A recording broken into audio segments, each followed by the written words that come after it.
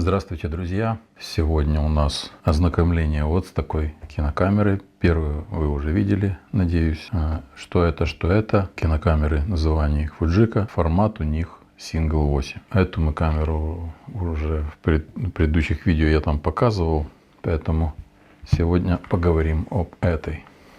Вот такой формат Single 8. Их преимущество: есть свой прижимной стол. То есть он на всех кассетах, грубо говоря, одинаково у него прижимается пленка, что их можно использовать много раз, то есть они как многоразовые. Просто отклеиваем вот эти вот. При продаже идут черные вот эти вот оригинальные, это я уже так наклеил. И все. То есть очень хорошие кассеты. Я говорю, что это формат не досмотренный, недооцененный. Очень хороший формат. Ну ладно, о формате то потом. Значит, по этой камере, что в ней интересного? То, что это из серии XL, да, трехкратный зум. Ну, почти трехкратный. Здесь чуть меньше кратность. Дальше, что у нас здесь? Значит, это кнопка тест батарей. Через видоискатель, когда мы наблюдаем в него, мы можем увидеть при нажатии на эту кнопку, на каком уровне у нас находится батарея. Если зелененькая под видоискателем, такой зелененький индикатор, если он загорается ярко зеленым, значит батареи хорошие. Если он так уже тускло, значит нужно заменить. Так как она имеет обозначение X, значит, это значит, что у нее обтюратор широко открыт. То есть здесь обтюратор имеет 220 градусов. Это при съемке на эту камеру выдержка у нас будет 1/30. Чем хороша эта выдержка? Тем, что мы можем снимать при слабом освещении, в общем, да. То есть на тоже даже 100 единиц можно снимать в помещении уже, буквально там при 100-ваттной лампочке уже будет изображение. В отличие как от других камер, уже там идет 1/40, 1/45, 1/60, в общем, на полстопа, стоп там уже закрывается. Второе, здесь диафрагма максимально открытая 1,2. Есть, конечно, модели и 1,0, и 1,1. Вот так, здесь у нас какая? Здесь 1,8. Значит, есть еще 1,1. Это вот тоже у них же у Fujiki есть. Есть у Canon 310 модель XL, там тоже идет обтюратор 220 градусов, и там вообще дырка диафрагма полностью открытая, 1,0. Здесь у нас 1,2. Можно сравнить, вот тоже у меня там обзорчик был, или был обзор. В общем, на Canon 512 там 5-кратный зум, и тоже 1,2 диафрагма. И тоже так же само, как и в этой, обтюратор 220 градусов.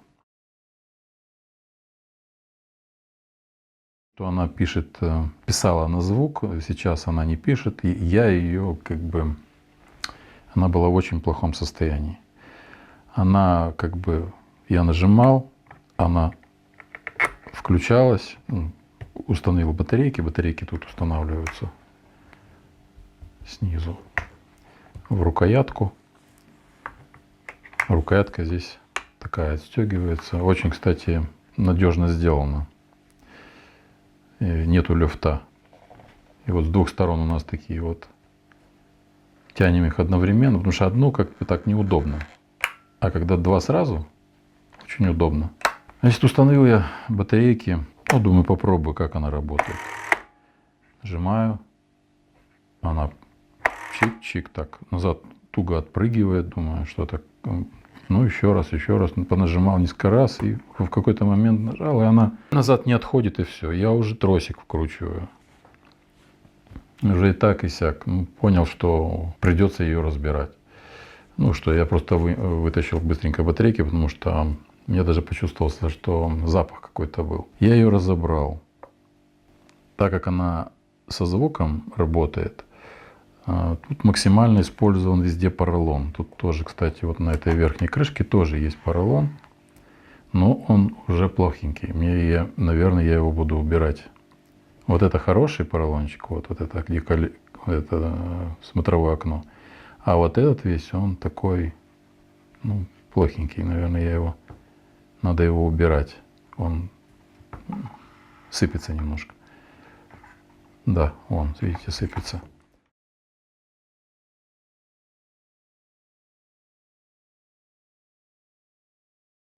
А тот, который был внутри, тут вот я поснимал эти все крышки, он там вообще, он просто как уже превратился в такое что-то вязкое. Прилипал, и я его еле, ну, повышкрябал как только мог.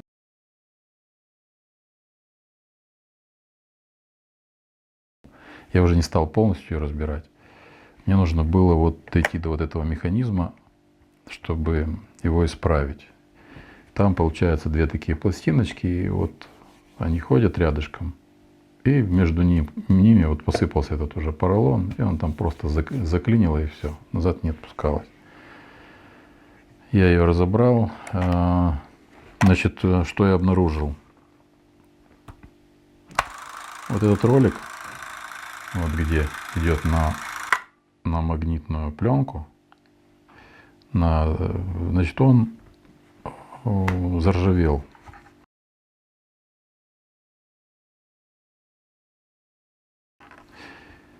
Ну, я как бы думал почистить, разобрать, поснимать. Снял я там, значит, этот крепежное такое там стопорное полукольцо такое. Попытался его, ну я там накапал немножко, не знаю, может быть откиснет со временем. Ну, в принципе, он мне не нужен, потому что там, смотрю, уже и резина такая, знаете, тоже уже не очень такая упругенькая. И я не собираюсь снимать со звуком, и кассет у меня таких нет, и это вот благодаря Жене, вот, который мне подарил камеру вот с этой вот кассетой, и у меня одна единственная. То есть, если у вас есть какие-то ненужные вот такие, может, где-то завалялись или еще что-то, я буду рад принять, конечно. Ну, такой дефицит оказался. Значит, продолжим дальше. Так как я не буду пользоваться звуком, вот под этой планкой и под этой, здесь находятся двигатели, два двигателя. Один двигатель, который идет основной, на всю эту лентопротяжку и все. Второй двигатель именно на магнитную ленту. Так как это все заклинило, там заржавело, я даже видел. Я понял, что этот двигатель может быть подключен, и запах от него может идти. Ну, запах не сильный, конечно, так, чуть-чуть неприятный такой пошел. Я понял, что он просто из-за того, что он стоит, он может нагреваться и может сгореть. Платочка есть.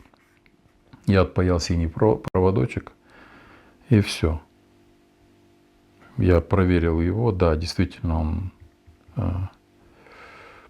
дергается даже. Было видно, что он дергается, но крутиться он не может. Поэтому я его отключил, и все. С этим механизмом, вот с этой частью я покончил. Потому что мне волновала только эта часть, потому что сюда кассета вот вставляется, и все. Те, которые со звуком, они такие идут, вот таким вот, получается, вырез для вот этого вот, и пленка заходит аж сюда. И на ней уже идет рядышком, как бы там дорожка магнитная. Но так как вот таких сейчас нет, и может быть будут как-то в будущем, не знаю, если будут, я разберу, я почищу его. Ну, это такое дело. Так, что дальше? Диафрагма 1,2. Выдержка 1/30. Но опять же 1/30 при 18 кадрах в секунду.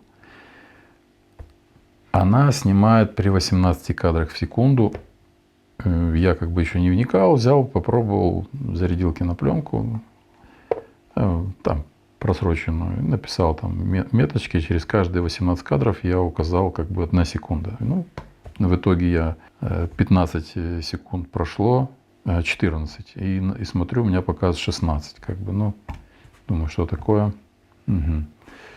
Посчитал, в общем, вышло у меня, что 20 кадров в секунду она снимает. Да, посмотрел по характеристикам, знаете, когда мы опять говорим о том, что инструкцию мы выкидываем, никто ее не читает, а оказывается, надо читать, я убеждаюсь, это уже как минимум 3-й раз. Посмотрел в инструкции, когда она идет со звуковой, возможно, что, вот сейчас я подумал об этом, возможно, что когда, может быть, запах шел от поролона, от этого, понимаете, может быть, ну что запах какой-то был такой неприятный, ну, возможно, я ошибся, возможно, двигатель тут ни при чем. Сейчас я задумался о том, что в инструкции написано, при съемке на звуковую, со звуком, она снимает 18 кадров в секунду. А при съемке на обычную, без звука, она снимает 20 кадров в секунду. Значит, она быстрее снимает. Возможно, что из-за того, что включается второй двигатель, она тогда... А включается она, видимо, здесь где-нибудь какие-то нажималочки есть. Я, честно говоря, не разбирался еще со звуком. И, видимо, эти нажималочки как-то действуют на подключение вот этого двигателя. Да, возможно, я не буду спорить. Но знаю точно, что двигатель я пробовал напрямую соединял. То есть это синий проводочек на нижний контакт, и он у меня дергался. То есть он работал. Двигатель точно такой же, как и этот, 2 одинаковых. Я много наговорил и сам не знаю что. Самое, что неприятно, что вот нету вот этого окошечка. Здесь просто идет такая пластмассовая накладочка и с прозрачным стеклом. Это у нас светоприемный фотоэлемент для определения экспозиции. Эту сторону давайте рассмотрим, что у нас здесь. Так, здесь я все посмотрел. Кнопка питание, смотровое окно вращается или нет, очень удобно тоже. Вот этой меточкой вращается, видно или не видно. Так, сверху это у нас под лампу. И теперь мы переворачиваем на эту сторону, смотрим, что у нас здесь. Здесь у нас, ну, сейчас уже, наверное, и не нужные. Это наушники, так я понял. Это при нормальной работе микрофон. И при, наверное, слабом звуке или как, ну, тут вот low, типа, наверное, с усилением идет. То есть, когда он какой-нибудь тихий звук или далеко от места съемки, видимо, вот сюда всовывать. Если когда непосредственно рядышком микрофон возле снимаемого объекта, тогда обычный нормальный. Или же low, может быть, наоборот, пониженный, когда ветер сильный, еще что. Ну, в общем, инструкции нет у меня, но я так могу только догадываться. Дальше, что у нас здесь? Видоискатель, диоптрийная поправка. Она у меня ушла в плюсы. Обозначение плоскости кинопленки. Дальше фильтр. Фильтр тут так интересно сделан, смотрите. То есть вот в таком положении он выведен. То есть это как вот на обычных кинокамерах лампочка горит. Лампочка, значок, это значит фильтра нет перед объективом. Ой, вернее, после объектива, между объективом и пленкой. Здесь сделано так. Вот если у нас нужно ввести фильтр, поднимается этот флажочек. Вот так он поднимается. И немножко неудобно, но он толкается вперед, вверх вернее. И тогда у нас появляется это солнышко, и мы можем снимать. Когда мы перестаем снимать, видимо, ну так просто раз назад и прячем его. То есть вот почему я говорю, что вот чаще всего нужно просто оставлять в режиме лампочки. Вот это у нас лампочка, грубо говоря. Может быть, здесь и была намалевана когда-нибудь, не знаю. Ну, вроде тут стрелочка. Это вот так вот мы переводим, когда в солнышко. И фильтр вводится туда. Дальше такой рычажок тоже. Экспозиция, значит, замок экспозиции. То есть как он действует. Тут все автоматически, да. Тут нет возможности вмешаться, я имею в виду плюс-минус коррекцию какую-то или еще что-то. Тут полностью автомат, но здесь есть все-таки небольшая вот эта вот функция очень хорошая. Допустим, у вас какой-то объект, вы подошли, вот вам лицо надо, да, на белом, ярком каком-нибудь, там в белом платье невеста или еще что-то. Или жених в черном, на черном, и вам нужно по лицу измерить. Вы просто подходите поближе, чуть-чуть нажимаете кнопку, чтобы у вас включился механизм, то есть при полунажатии у вас включается механизм экспокоррекции. И в этот момент начинает диафрагма закрываться или открываться в зависимости от какой там первоначальная была она там установлена. Вы просто делаете вот так вот, да, поднимаете вот такой флажочек сюда, раз, все, у вас заблокировалось. Встала диафрагма на том месте, где она у вас была. Все. Теперь вы можете отходить и снимать эту сцену, и уже будет мелькать что-то перед ним, не мелькать. У вас будет одинаково установленная диафрагма. Тут, к сожалению, не пишется, как внутри. Я через видоискатель нигде не увидел, чтобы какие-то цифры были. Нету этого, ни стрелочек, ни цифр. Поэтому вот эта функция очень хорошая. Мы подошли, преднажали чуть-чуть. Ну, надо еще потренироваться, чтобы, может, запуститься камера. Преднажали, раз, зафиксировали. Все, у вас диафрагма, допустим, она там какая-то там, установилась диафрагма 8 или там 5,6, например. Все. И когда вы уже мотыляете камеру, мотыляете, прошу прощения, не мотыляете, а когда вы снимаете объект какой-то там, перед которым меняется что-то яркостя, я имею в виду, темнее, светлее, то у вас ничего прыгать не будет. У вас будет постоянно одинаковая будет диафрагма, ту, которую вы замерили, допустим, на лице или там какую-то серую карту или еще что-нибудь. То есть ту, которую вам важно. Это хорошая функция, вот это очень хорошая. Так, теперь дальше. Еще какие здесь диафрагмы у нас? 1,2 это самое больше открытая, закрытая это у нас 45. Казалось бы, как 45, это же вообще там маленькая. Нет, здесь не сильно маленькая, здесь, оказывается, есть ND-фильтры, да? Серый фильтр есть. И он вот это вместе сопряжено. То есть и сюда фильтр, если сильно ярко, фильтр раз перекрывается, и здесь фильтр заводится автоматически. Такая интересная функция. Потом, так, здесь мы посмотрели уже, это у нас для шнурка, и его здесь не было у меня, во всяком случае, мне не достался.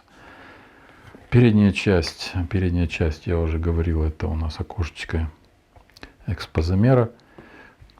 Объектив, тут у нас 9,7 до 26, ну, не трехкратный, да, не трех.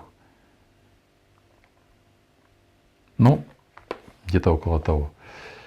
Может быть маловато, конечно, но, к сожалению, жаль, что здесь нет микрорастра и нет здесь клиньев. Тут просто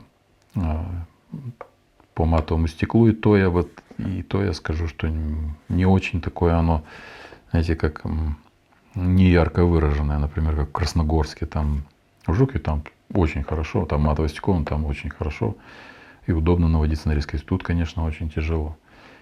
Это вот один недостаток. Но вы всегда можете по метражу провериться. Так, еще раз, передняя часть у нас кнопка. И, значит, можно этот такой бегуночек, лок-замок, то есть от случайного нажатия. Тут у нас съемка. И в момент, когда вы, если хотите самосъемку, нажали и можете перевести замок, она продолжит снимать. Если надо прекратить, просто возвращаем в это положение, отпускаем. Теперь есть место под тросик механический. Так, зум Давайте рассмотрим, что у нас тут больше ничего с этой стороны. Это просто понты какие-то. Видимо, там под низом что-то еще находится. Видимо, редуктор на вот эти все магнитные дела вот в этом месте. Поэтому такая вот выпуклость. Так я думаю. А там я эту сторону не разбирал. Я разбирал только эту сторону. Так, сзади у нас счетчик метража. Начинается вот старт S и пошло. Такой немножечко уже, видите, очень задубела резинка. Очень задубела на видоискателе. Прям такая твердая стала, жесткая, как пластмассовая. Внизу надпись Japan и тут номер серийный. С аккумуляторами, да, лампочка горит еле-еле зеленая. Вроде здесь все. Давайте внутри посмотрим еще раз. Значит, тут у нас вот нажималочки есть. То есть, если они... Я вот кассету там переделал. В итоге я все равно борозду здесь сделал под 100 единиц. И она у меня уже как бы... больше я ориентируюсь на фомопан. Поэтому эта кассета у меня будет ISO 100. И, значит, нажималочки, если не нажата, если у нас ни одна не нажата, значит, у нас будет 400 единиц. Она будет определять как 400. Все зависит от того, сколько на кассете здесь, вот, до какой степени вот этот полумесяц прорыт этой траншейкой, да. Если ни одна не нажата, 400. Если одна нажата, 200. Если нажато 2 нажаты, то будет 100. Если нажаты 3 штучки, это у нас 50. И если нажаты все, тогда у нас будет 25. Да, у нас здесь кинокамера работает от 25 до 400. В отличие от этой, это от 16. Но тут по-другому чуть-чуть. Тут вот видите такой вот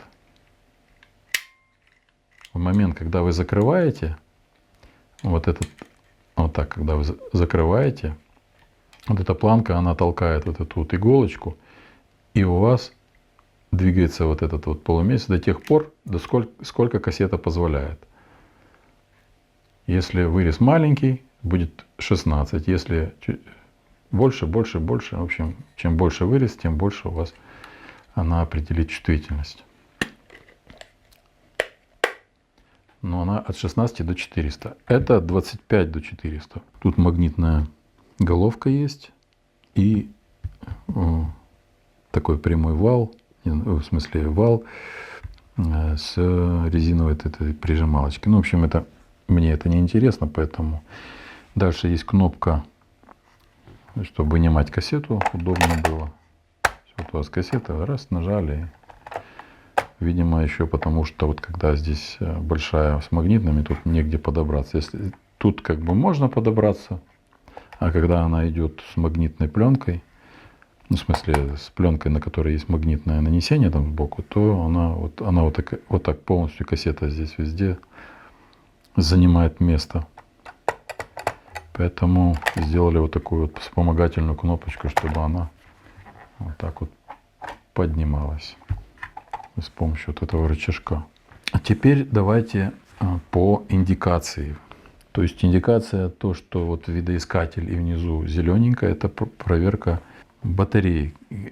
Я как-то вот смотрите, когда я начал с ней играться туда-сюда, просматривать, да, и внутри там кассета у меня была, я там себе нажимал, чтобы она работала, не работала. То смотрю, так экран красный. Представляете, вот смотрю, видоискатель такой, все красное, не понял ничего.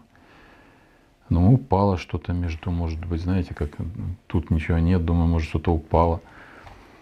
И какой-то фильтр, может быть, этот выпал туда, и все красное. Нет, оказывается, тоже надо читать инструкцию. Нашел я там краткие такие, знаете, как брошюрочки, ну, не полная инструкция, но нашел, что оказывается здесь по окончанию кинопленки, это уже когда 15 метров, тогда чук, закрывается такое, как красное, и у вас все красное.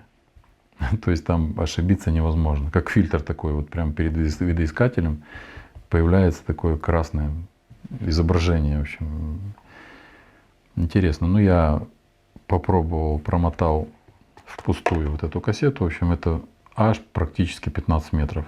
Уперлось в 15, и тогда оно появилось. Но так как кодек сюда вместить можно только около 10 метров, потому что он толще, чем именно Fujifilm, которая здесь была, она тоньше подложка. И вмещается сюда как бы 15. А вот кодек, ну, говорят, максимум 12 метров. Я не замерял, честно говорю. Может быть, Fomapan больше вместит, может там тоньше, все-таки черно-белая подложечка. Я не замерял еще и этого тоже. Вот буквально я вот недавно начал заниматься. Если у вас недостаточно света, то сверху загорается красный индикатор, такой лампочка загорается. Тоже не мог понять. Нажимаю. Сначала, когда еще не читал инструкцию, нажал, смотрю, загорелась лампочка. Ну, думаю, наверное, показывает, что запись. Или думаю, может, кассета как раз заканчивается, там несколько секунд, вот как в Canon 518, там загорается желтая лампочка. Там буквально за 20 секунд или за 15 секунд до окончания 15 метров загорается предупредительная лампочка. И думаю, может, здесь. Потом она раз исчезла. Думаю, что такое? Думаю, может быть, тоже что-то там, знаете, как поролон попал где-то между контактов. Думаю, наверное, где-то не доконтачивают. Ну, думаю, ладно. Он так посмотрел, вроде он опять горит. Опять, в общем, пришлось поискать инструкцию. Нашел, оказывается, это при недостаточном свете загорается предупреждение о том, что у вас не хватает света. Все ясно. На улице не горит. В помещении, если вот так выключить свет или там кассету какую-нибудь, вот я на 100 когда установил, уже отличается. Вытащил, как бы она думает, что 400. Уже лампочка пропадает. Не горит. В общем, такие нюансы. Вот такая, вроде кажется, мелочь. Но вот столкнулся я вот с Фуджикой, да, и почитал. В общем, интересные модели у них. Я вам скажу честно, очень такие. Но я хотел уже удостовериться полностью, что все работает. И я зарядил сюда 2 метра Fomapan. У меня там кусочек был. Проявил. Сегодня я снял буквально. Меня интересовало что? Меня интересовала, во-первых, экспозиция, чтобы она работала правильно. Потому что здесь неизвестно, может быть, здесь какой-то серый фильтр был чуть-чуть, знаете, как чтобы падал паразитный свет. Он и так там утоплено, кстати, так глубоко. То есть он более такой направленный на объект съемки. Так, вот я проявил эту кинопленку. Думаю, ну, проверю, как она у меня по экспозиции. Сейчас я тут специально фонарчик взял. Не знаю, будет видно, не будет.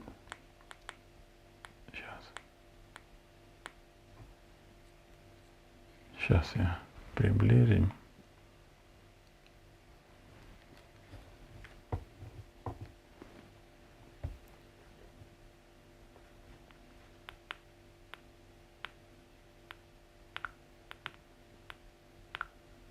Ну, в общем,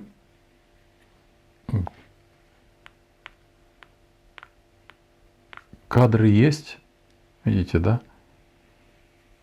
И по экспозиции очень правильно. То есть экспозиция работает нормально. Без, значит, там просто идет обычное стеклышко. Мне уже не надо будет думать, какая-то там, может быть, кусок пленки там или еще что-нибудь. Вот в это место вставлять. Я придумаю что-нибудь сюда. Я ее проявил, мне понравилось. Первое, что я хотел, это по экспозиции, попадает или нет. Я старался выдержать и температуру, и минуты при проявке, и свежесть пленки. То есть я все это взял свежую пленку, проверил. Да. И второе, межкадровое, даже не межкадровое, устойчивость кадра, да, чтобы вот между межкадровым не было разных расстояний. И тут смотрю, все четко. По зуму. Зум здесь небольшой кратности. Ну, возможно, было бы, если бы есть пятикратные, да, там восьмикратные, десятикратные. Ну, трехкратный маловато, конечно, для точной фокусировки, поэтому нужно быть очень внимательным. Тем более, что матовое стекло здесь такое. Можно ошибиться, что на 3, что на 5 метров. Оно как бы так приблизительно смотрит, что 3-5, а все-таки 3-5 метров. Особенно на зуме. То есть я приближаю в телережим, навел на резкость и уже отдаляю. На широком угле нормально. Я вот просто по пленке посмотрел.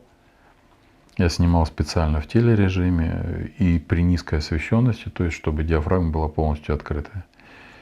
И я промахнулся.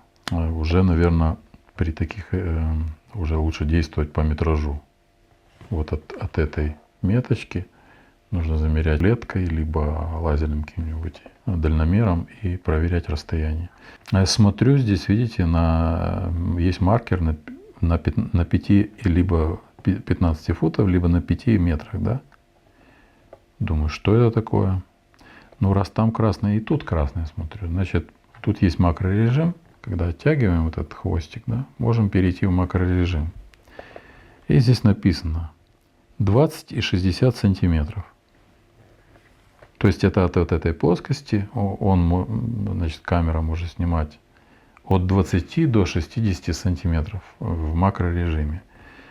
Но при этом, так и тоже себе думаю, не знаю, если я не прав, подскажите мне, напишите. Я думаю, что нужно установить вот на этот маркер красным. То есть не в этом положении, не в этом положении, а именно вот в этом тогда будут соответствовать вот эти вот 20 и 60 сантиметров. Когда мы выходим за эти пределы, он отщелкивается, и все, мы опять находимся в нормальном зумировании и фокусировке. Раскручивал я эту сторону, единственное, что я вот эту планочку снимал, такая цельнометаллическая, алюминиевая полностью такая, даже немножко там клей был приклеено сначала, потом еще прикручено. Хорошо так отлито сделано. Здесь я заглядывал под это, здесь никаких шурупов не нашел. Когда я разбирал, значит, я здесь выкручивал вот эти шурупы с этой стороны, чтобы эту сторону раскрутить. И под вот этой вот, под черный, там тоже есть 4 шурупа. Я раскрутил 2 для того, чтобы... А, еще здесь есть под этой декоративной накладочкой. Здесь есть тоже шурупы тут и тут. Поэтому, чтобы добраться, мне пришлось много шурупчиков пооткручивать. А, еще дверцу снял, 3 шурупа. И уже тут еще тоже вот эти 3. Чтобы снять эту планочку, тоже посмазал немножко, ну, где я добрался. И поубирал тот весь поролон, который там мешал. Камера выпускалась, по-моему, 75-79, если не ошибаюсь, надо будет посмотреть. Поэтому очень старая, почти 50 лет. Понятное дело, что какой там поролон уже выдержит.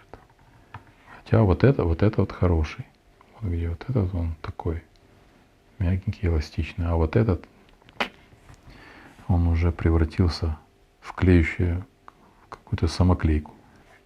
Еще раз повторюсь, если вдруг у вас где-то завалялись кассетки, буду рад принять при зумировании в слабом освещении, когда у вас диафрагма полностью открытая. Тут есть один кадр, где я промахнулся просто сильно промахнулся. Ну, может быть, я недостаточно был внимательный, знаете, как неправильно навел фокус. Возможно, это.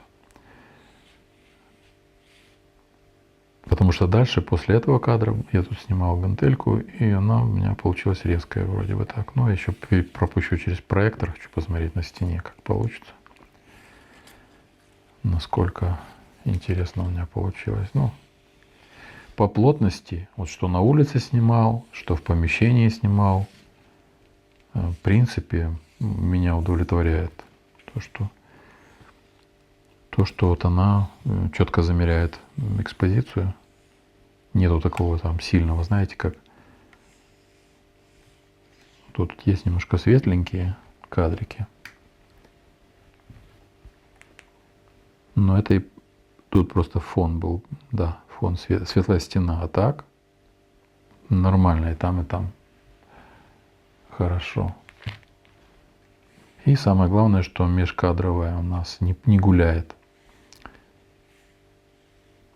Я еще так нажал, знаете, так беру эту кинокамеру и эту.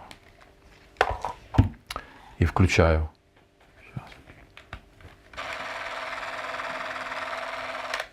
Потом эту включаю. И как-то думаю, работает. Знаете, как за поролона куча, я думаю, совпадает, тут не совпадает. В общем, взял, замерил, грубо говоря, как говорится, уже это вручную, да. Написал циферки, через каждые 18 кадриков я маркировку делал. Проверил, 20 кадров в секунду снимать. Ну, думаю, главное, что не меньше, не 15, не 12, 20 не страшно. Почитаю инструкцию, да, реально там 20 и должно быть. Так что камера в этом смысле работает отлично. Это тоже отлично работает. Мы на ней, не я, вернее, Женя на нее снимал. Посмотрел я тоже межкадровое, все отлично. Я еще на нее буду снимать. У меня там есть еще фомопанчик. Еще немножко осталось. Я тоже вот именно на эту хочу поснимать. У нее, кстати, тоже очень хорошо. Экспозиция, замер так идет. Так, ну что, все по этой камере. Все, дорогие друзья. Пишите, что вы думаете об этом формате. Интересный формат, но единственное, что кассетки. Кассетки это прям на вес золота. Еще по поводу объектива я совсем забыл сказать. Понимаете, все там плесени и все остальное. И здесь очень много было плесени. И я раскрутил, здесь всего лишь один единственный винтик есть. Я его раскрутил, снял. Только нужно вот это расстояние заметить, какое было. То есть до какой степени оно закрывается. И до какой степени двигается в эту сторону, для того, чтобы правильно попасть. То есть не на один оборот. То есть вот вы выкручиваете, она раз отпустилась. Надо запомнить, в каком месте было, чтобы примерно в этом же месте ее вставить. Потому что там идет 4 таких резьбовых таких углублений, да. Не знаю, как правильно называется, забыл. Вечно забываю. И вы можете на четвертиночку перепутать немножко. Тогда у вас уже может быть разница вот здесь вот в фокусе. В общем, такая у нас была кинокамера интересная. Формат очень интересный. Наверное, он все-таки надежный, в отличие от кассет, потому что мне на проявку сдают кассеты. И бывает, что метр не доснимает у некоторых. Не знаю, или камера просто не тянет. Но вот бывает, что вот приезжает мне кассета, смотрю, а она не до конца отснята. То есть нету надписи экспонировано. Ну, потом, когда проявляю, то смотрю, там метр где-то. Ну, метр, может, меньше чуть-чуть, но все равно. А здесь все до конца доходит.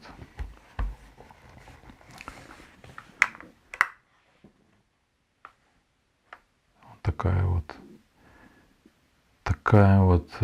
такое ответвление в формате Супер 8 миллиметров, да, которое называется Single 8 кассеты. Именно я имею в виду, что один и тот же формат кадрика, а разные кассетки. Все, друзья, всего вам хорошего. Как говорил, желаю вам мира, всем нам. И всего доброго. До встречи. До встречи с новыми кинокамерами.